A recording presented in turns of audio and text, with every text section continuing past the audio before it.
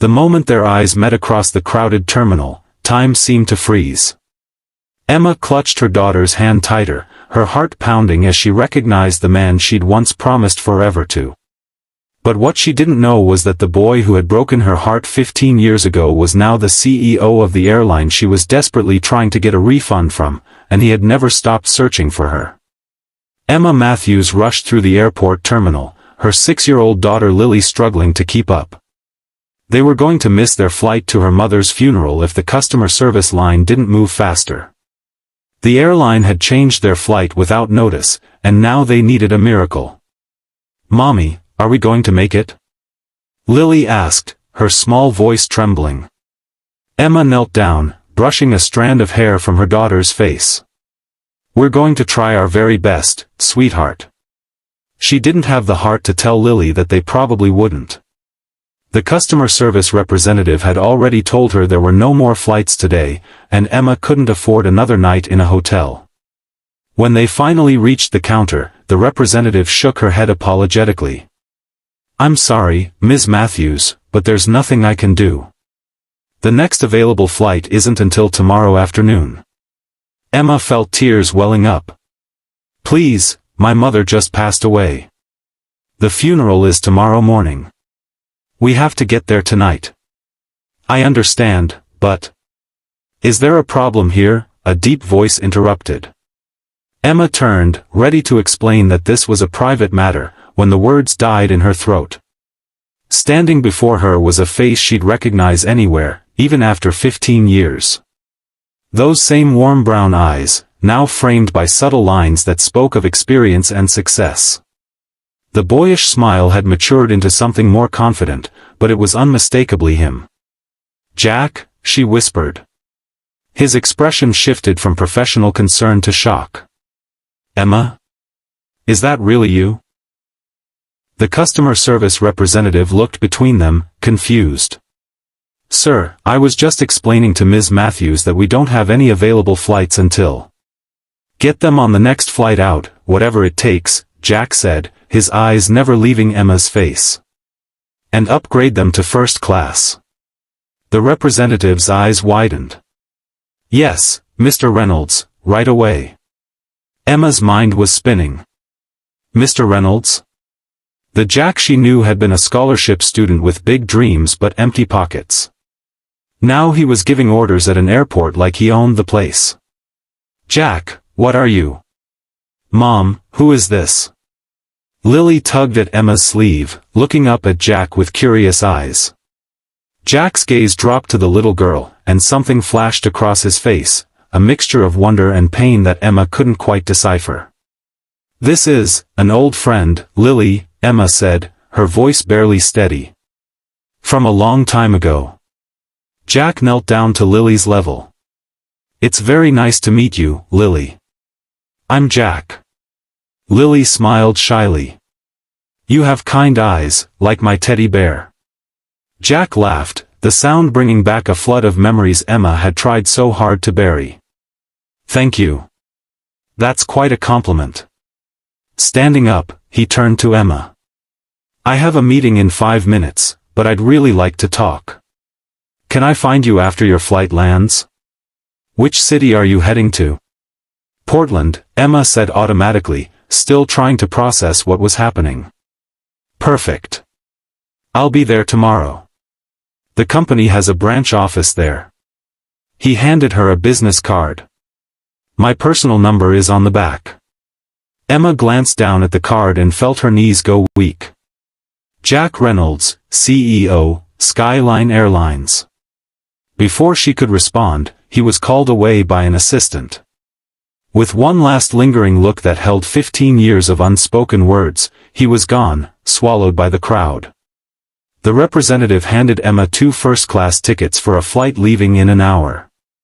"Mr. Reynolds has taken care of everything, Ms. Matthews. He also arranged for a car to meet you at the Portland airport." As Emma guided Lily toward their gate, her mind raced with questions. Why had Jack disappeared from her life without a word all those years ago? What would he think if he knew the truth about Lily? And most importantly, why did her heart still skip a beat when he looked at her, as if no time had passed at all. The flight to Portland was a blur. Emma tried to sleep, but memories kept flooding back. Their first meeting in college, late-night study sessions that turned into deep conversations about dreams and fears, their first kiss under the stars on the campus lawn. Jack had been her everything, until the day he simply vanished, leaving only a brief note saying he had to go and couldn't explain why. She had discovered she was pregnant 2 weeks later, with no way to contact him. When they landed in Portland, true to Jack's word, a driver was waiting with a sign bearing her name. He drove them to her childhood home, where relatives had already gathered for the funeral. Emma's Aunt Susan embraced her tightly. "We were so worried you wouldn't make it. How did you manage to get here tonight?" "It's a long story," Emma said, glancing at Lily, who was already being swept up in hugs from cousins she rarely saw. That night, after putting Lily to bed, Emma sat on the porch swing where she and Jack had once spent summer evenings planning their future. She pulled out his business card, running her fingers over the embossed letters. CEO. Jack had achieved the success he'd always dreamed of. Her phone buzzed with a text from an unknown number. "I'll be at the Riverside Cafe at 2 p.m. tomorrow, after the funeral. I hope you'll come. There's so much I need to explain. Jack." Emma closed her eyes, tears slipping down her cheeks. How could she tell him that the little girl with his eyes and his smile was his daughter? How could she explain that she had searched for him for months before finally accepting he was gone for good? The funeral the next morning was a solemn affair. Emma's mother had been beloved in the community, and the church was packed. As the service ended and people began to disperse, Emma noticed a familiar figure standing at the back of the church. Jack, in a perfectly tailored suit, respectfully keeping his distance but clearly there for her. Their eyes met across the room, and Emma felt that same jolt of connection. He nodded slightly, a gesture of support, before slipping out the door. At 1:55 p.m., Emma found herself standing outside the Riverside Cafe, her heart pounding. She had left Lily with her aunt, saying she needed some time alone. Now, she wasn't sure she had the courage to go inside. Just as she was about to turn away, the door opened, and Jack stepped out. He looked even more handsome in daylight, his success evident in his bearing but his eyes still holding that same warmth she remembered. "You came," he said softly. "I almost didn't," she admitted. "I wouldn't have blamed you." He gestured to a table by the window. "Shall we?" Once seated, an awkward silence fell between them. 15 years of absence couldn't be bridged with small talk. "I'm so sorry about your mother," Jack finally said. "She was always kind to me." Emma nodded. "She liked you." "She was disappointed when you left." "Not as disappointed as I was with myself." Jack took a deep breath. "Emma, I owe you an explanation. And an apology that's 15 years overdue. Why did you leave?" The question that had haunted her for years finally escaped her lips. Jack's eyes clouded with pain. "My father was diagnosed with terminal cancer. He had 6 months to live, and medical bills were piling up. The same day, I was offered a position with a startup airline in Singapore. The salary was enough to cover his treatments, maybe even find experimental options." He paused. "I had to go immediately. They needed an answer that day."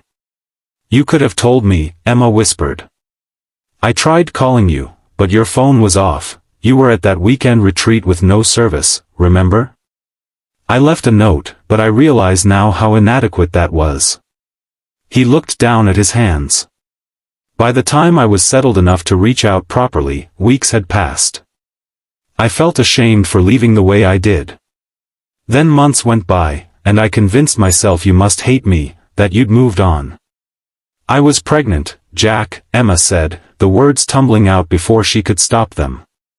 Jack froze, his face draining of color. "What?" "I found out 2 weeks after you left. I tried to find you, but it was like you disappeared off the face of the earth. Lily, he whispered, realization dawning. She's your daughter. Yes. Jack's eyes filled with tears. She has my mother's smile. I noticed it right away, but I didn't dare hope. He reached across the table, his hand trembling. Emma, if I had known. Would it have changed anything? She asked. Everything, he said without hesitation. I would have found a way to make it work, to be there for both of you. Emma felt tears sliding down her cheeks. We managed. It wasn't easy, but we're okay. I've never stopped thinking about you, Jack confessed. Even as the company grew and I took over as CEO 5 years ago, there was always something missing. I tried to find you a few times over the years, but you'd moved, changed your number. Life happened, Emma said simply. After my divorce. You were married?